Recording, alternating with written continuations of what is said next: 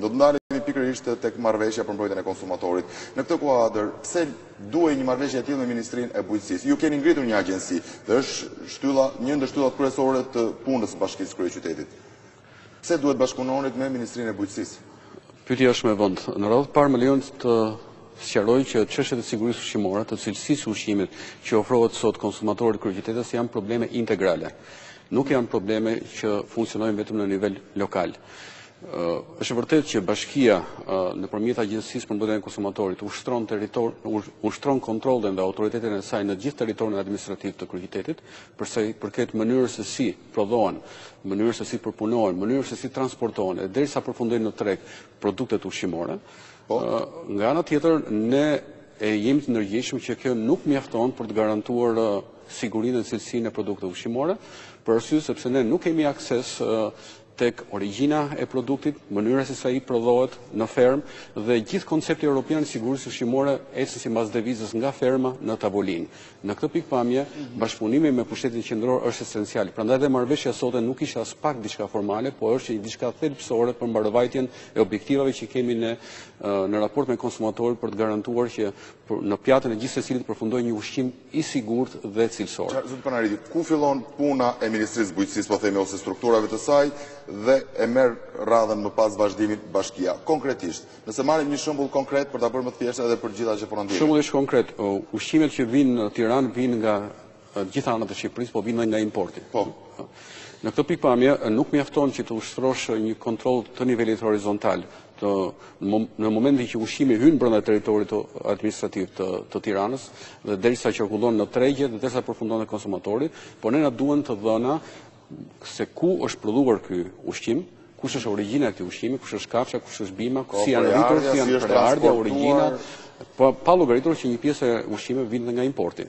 Dhe këto të dhëna padyshim i administron pushteti qendror, i administron autoriteti kombëtar i ushqimit, i cili ka kontakte me vendet e origjinës, përpunon dhe disponon të gjitha dokumentacionin shoqërues të mallit, certifikatin e origjinës dhe vendin ku është prodhuar, ka dhe informacionet për kushtet e prodhimit në vendin e origjinës, qoftë ky brenda vendit, qoftë ky brenda jashtë vendit. Për sa i përket Bashkisë Tiranës nëpërmjet Agjencisë së Mbrojtjes së Konsumatorit, ne ushtrojmë kontroll dhe autoritet plot për mënyrën se si ushqimi lëviz brenda territorit administrativ të kryeqytetit, mënyrën se si Ç'i do të thotë? Do më thënë, brenda vijës së verdh. Po jo, lëvizja. Do më thënë, mënyra se si ai përpunohet, mënyra se si transportohet, mënyra se si tregtohet, nëse në të tre këto hallka respektohen kriteret, standardet e cilësisë, sigurisë sipas normativave europiane.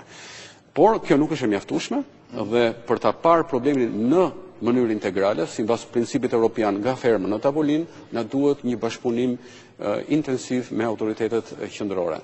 Dhe kjo ishte dhe thelbi i marrëveshjes së nënshkruar midis Ministrisë së Bujqësisë, Autoritetit Kombëtar të Ushqimit dhe Bashkisë Tiranës dhe Agjencisë për Mbrojtjen e Konsumatorit. Atëherë, qëndrojmë tek Agjencia për Mbrojtjen e Konsumatorit. Ditën e parë që ju prezantuat zyrtarisht si nënkryetari i Bashkisë së Kryeqytetit dhe thanë që do të ishit ju në krye dhe ishit ngarkuar ju për të drejtuar Agjencinë në Mbrojtjen e Konsumatorit. Unë pa ta falë ty kisha në studio dhe tashmë jemi sërish bashkë. Kanë kaluar ditë. Ka kaluar kohë. Ju ishit thjesht me një projekt në dorë, kishit një ide dhe mënyrë se si do të funksiononte. Tashmë, konkretisht në çfarë ndodhemi? Çfarë keni bërë? Keni arritur të siguroni inspektor, keni arritur të krijoni grupin e punës, të krijoni strategjinë, planet se si do të funksionojë, ka filluar të funksionojë apo kur do të fillojë të funksionojë? Atëherë, më lejon të siguroj që ka qenë një punë e stërmundishme, e lodhshme, sepse ka qenë një nga objektivat afatshkurta të kryetarit Basha që të ngrentet një strukturë të tillë, autoritetin pra Agjencinë për Mbrojtjen e Konsumatorit, brenda 100 ditëve të para të administrimit të bashkisë. Ne kemi ngritur 3 grupe paralele për krijimin e Agjencisë për Mbrojtjen e Konsumatorit, për strukturimin e saj, për caktimin e funksioneve, mbështetjen me bazë ligjore, sepse një institucion i ri kërkon dhe mbështetje me bazë ligjore, dhe këto grupe pune bën një punë të shkëlqyer dhe brenda 60 ditëve ne ja dolëm që të krijojmë një strukturë mbi bazën e modeleve më të përparuara të agjencive homologe që ekzistojnë në shumë vende të Bashkimit Evropian, dhe tashmë ne kemi një strukturë të ngritur, struktura së cilës është aprovuar në Këshillin Bashkiak. Pra, agjencia tashmë është e krijuar me strukturë dhe funksione të plota. Në mënyrë të plot ka filluar tashmë, praktikisht agjencia operon, sepse ka bartur strukturat ekzistuese të Bashkisë së Tiranës, pra shumë sektor, shumë drejtori që në mënyrë të veçantë ushtronin aktivitete në fushën e mbrojtjes së konsumatorit, kontrollit të tregjeve, produkteve ushqimore. Funksiononin si sektor, tashmë janë pjesë e strukturës së re, pra stafi që tashmë që mbulon të problemet e kontrollit të tregjeve, kontrollit produkteve me origjinë ushqimore dhe jo ushqimore, në mënyrë si thua, në mënyrë të ndarë, si pjesë e departamenteve të veçantë të territorive, tashmë është pjesë e një strukture integrale me një çati të vetëm administrative që është Agjencia për Mbrojtjen e Konsumatorit. Padyshim, kjo agjenci parashikon, si thua, dy shtylla kryesore të përmbajtjes së saj.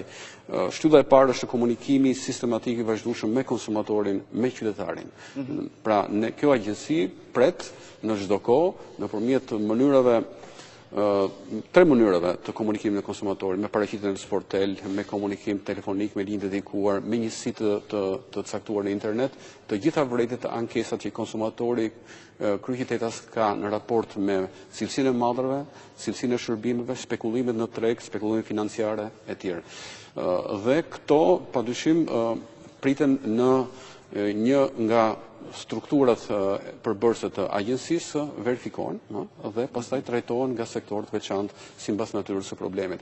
Përveç kësaj që kjo është mënyra reaktive, pra në momentin që qytetari paraqitet me një vërejtje, me një sugjerim, verifikohet dhe reagohet direkt në raport edhe me ankesën e bërë nga qytetari. Por kjo nuk është vetëm një linjë veprimi. Jepni garanci që do të funksionojë kjo, se gjithmonë ka pasur linja telefonike që nuk ngriheshin kurrë, por hirë se vërtet ka pasur zyra ankesash që nuk i kthenin kurrë një përgjigje.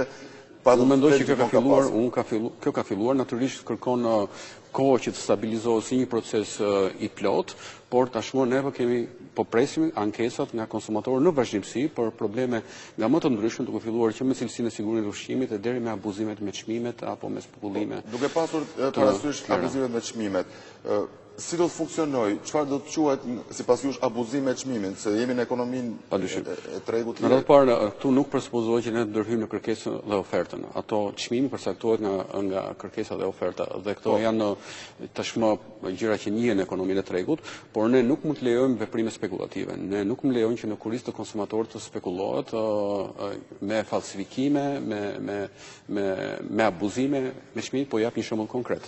Kemi pasur ankesa nga konsumatorë që në njësi të ndryshme tregtare ka abuzimet kësaj natyre. Supozojmë çmimet e shpallura nuk korrespondojnë me totalin që i faturohet në dalje konsumatorit. Dhe kjo ka qenë edhe verifikuar nga ne në disa njësi tregtare. Pra shumatori e çmimeve të shpallura nuk reflektohet në faturën në dalje. Pra ngarkohet më tepër. Për shembull, supozojmë për një blerje, supozojmë 3.000 lekë të reja, i ngarkohen 3.500 lekë të reja. Kjo praktikë do ndalet. Kjo është praktikë abuzive. Është abuzive dhe ngarkohet padrejtisht konsumatori. Pikërisht me spekullimet të kësaj natyre do merremi fuqimisht dhe do të penalizojnë gjithë ato subjekte të cilët abuzojnë në kurriz të konsumatorit. Apo me reklama fiktive, ku shpallet reduktim 80% i çmimit të madh apo 50%. Pra, këto do t'i verifikoni? Po, padyshim, realisht këto nuk reflektohen në momentin që blerësi blen mallin. Ne këto nuk do t'i lëmë, sepse këto janë një mashtrim që i bëhet konsumatorit dhe që realisht nuk pasqyrohet dhe nuk është një marrëdhënie fair që ekziston midis ofruesit të shërbimit apo të mallit dhe blerësit. Ne në fakt jemi mësuar që kur flitet mbrojtje ndaj konsumatorit, kryesisht paktën vëmendja shkon tek ushqimet, mënyra e tregtimit dhe është krijuar një ide kësaj natyre, por gama Kjo është agjenci e mbrojtjes konsumatorit dhe padyshim ushqimi është njëra pjesë, por nuk është e tëra. Kemi të bëjmë edhe me shërbime tjera, kemi të bëjmë edhe me artikuj jo ushqimor, kemi të bëjmë edhe me shërbime të formave të ndryshme, tregu është i gjerë dhe padyshim. Në fakt, zoti pranari, ju thotë dhe të gjithë e dimë që ekziston autoriteti kombëtar i ushqimit. Kjo agjenci mos është një strukturë paralele në pushtetit vendor? Jo, unë e sqarova pak më përpara që praktikisht autoriteti kombëtar i ushqimit operon në mënyrë vertikale. Pra, ndjek ato nga ferma në tavolin. Kurse për lëvizjen e produkteve ushqimore, po dhe produkte ushqimore brenda territorit administrativ, autoritet të plot do të ketë Agjencia për Mbrojtjen e Konsumatorit, sepse ne jemi më afër tregjeve, jemi më afër kontrollit ushqimor. Ju dini që nuk është ndjer, edhe për vetë faktin që strukturat e pushtetit qendror operojnë në mënyrë vertikale dhe merren kryesisht me hartime politike, hartime akte normative. Pra, në treg nuk është ndjerë sa duhet autoritetet dhe i strukturave të pushtetit qendror dhe në mënyrë që ne ta ndalim këtë, bashkia ndërmori nismën e guximshëm për krijimin e Agjencisë për Mbrojtjen e Konsumatorit që të ushtrojë kontroll të drejtë në treg për mbrojtjen e interesave të konsumatorit nga abuzimet me cilësinë e shërbimeve, sigurinë e madrave që qarkullojnë dhe që i vjen në dispozicion konsumatorit kryeqytetës. Pra, ju do të keni cilët funksionorë, do të keni inspektor të cilët janë të shkolluar, të përgatitur në çfarë lloj fushash dhe si do të kontrollohet, si do të monitorohen frigoriferët, temperatura e tyre. Po marrim shembullin një mish i cili traktohet në rrugë, ai është i dukshëm, por një mish që traktohet në frigorifer dhe nuk dihet se si ka ardhur është transportuar në Tiranë. Si do ta verifikoni ju, si do ta kontrolloni me policë në rrugë apo Jo, në kemi inspektor. Sfida jonë është pikërisht për të marrë me këto probleme që ajo është përballja konkrete, prandaj. Unë thash që ne do të merremi mënyrën se si prodhohet, përpunohet dhe tregtohet ushqimi. Ju përmendët një aspekt shumë të rëndësishëm. Një aspekt shumë i rëndësishëm mënyra se si ruhet ushqimi dhe se si tregtohet. Pra, ne nëpërmjet inspektorëve tanë në njësitë e shitjes do të monitorojmë rrept standardet e higjienës dhe të sigurisë së tregtimit. Ju përmendët banaqe frigoriferike, produktet me origjinë shtazore janë shumë të ndjeshëm ndaj luhatëve të temperaturës. Pra duhet që temperatura e rrutjes së tyre të jetë midis 2 dhe 8 gradësh në banaqe frigoriferike. Inspektorët tonë nëpërmjet termometrave të kontaktit drejt për drejt janë termometra lazer, të cilët bëjnë matjen e temperaturës pa pasur kontakt fizik me produktin, verifikojnë nëse kushtet e ruajtjes respektojnë parametrin intervalin nga 2 deri në 8 gradë. Në momentin që ky diapazon nuk ruhet, supozojmë temperatura banakut frigoriferike është 8 e sipër, atëherë kjo konsiderohet një mënyrë, një praktikë e gabuar e ruajtjes dhe trajtimit të mishit dhe padyshim do të bllokohet malli sepse dëmtohet në mënyrë të drejtë për drejt konsumatorit. Po kështu, mënyra e transportit nuk do të lejohet absolutisht produktet me origjinë shtazore siç është mishi apo produktet e tjera bлекtorale të transportohen me çfarëdo lloj miti, të transportohen me autofrigorifer në kushte rigorozisht të kontrolluara të cilësisë. Do të thotë që ne do të shohim me karroca në rrugë me një mushamatë sipër padyshim do të ndryhim rreptësisht për të ndaluar që produkte të tilla shumë delikate dhe lehtësisht të prishme si janë mishi dhe në produktet e tjera apo qumshi në produktet e tjera të detektohen me mjete të improvisuara. Kjo praktikë do të marrë fund, kush do të marrë përsipër transportin e këtyre produkteve duhet të plotësojë disa kritere standarde të cilësisë dhe të sigurisë, që janë autofrigoriferët të cilët bëjnë mbartjen e produktit nga vendet ku prodhohet deri në vendet ku tregtohet.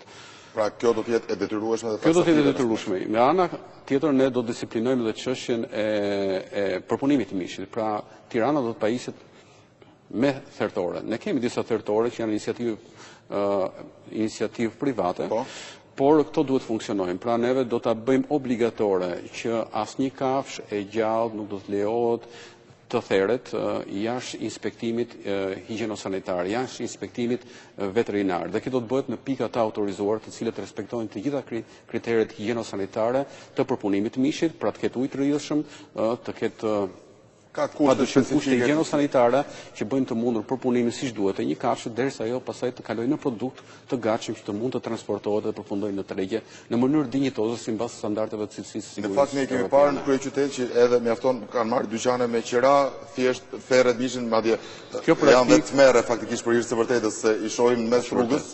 Përveç anës higjieno-sanitare, e cila padyshim përpunimi i mishit në kushte të tilla është absolutisht jashtë çdo norme dhe kriteri higjieno-sanitar, këto ka dhe një aspekt shumë të rëndësishëm që është makabriteti, si thua, dhe ana jo njerëzore e trajtimit të kafshëve. Është një ligj evropian, ligji i quhet Animal Welfare, pra i ruajtjes drejtat të kafshëve që ndalon në mënyrë eksplicite dhe kategorike që kafshët të trajtohen në mënyrë të dhunshme dhe natyrisht dhe edhe therrja për punimin e tyre për mish duhet bërë sipas disa kritereve dhe standardeve njerëzore. Pra, kritereve të përcaktuara. Në fakt, ne pak më parë, pas se të hynim dhe në transmetim, po komunikonim së bashku për kontrollet që do të zhvilloheshin. Deri tani ne folëm pikërisht për mënyrën se si do të funksiononte kontrolli për sa i përket një produkti ose produkteve të caktuara apo rrugës së tij. Ndërkohë, në Tiranë, në kryeqytet kemi shërbime të tjera, mbetemi tek ushqimi, tek konsumimi, meqense është dhe më i ndjeshmi dhe pasoja di ka më të rënda. Prandaj po ndaremi tek ushqimi. Do doja të ndalesha në Shqipëri dhe në Tiranë. Në Tiranë funksionon cateringu. Pra, prodhohet, siç quhet ndryshe me kazan, pra në sasi për spitalet, për konviktet, për institucione të tëra. Këto do të monitorohen, do të kontrollohen, sepse janë zona caktuara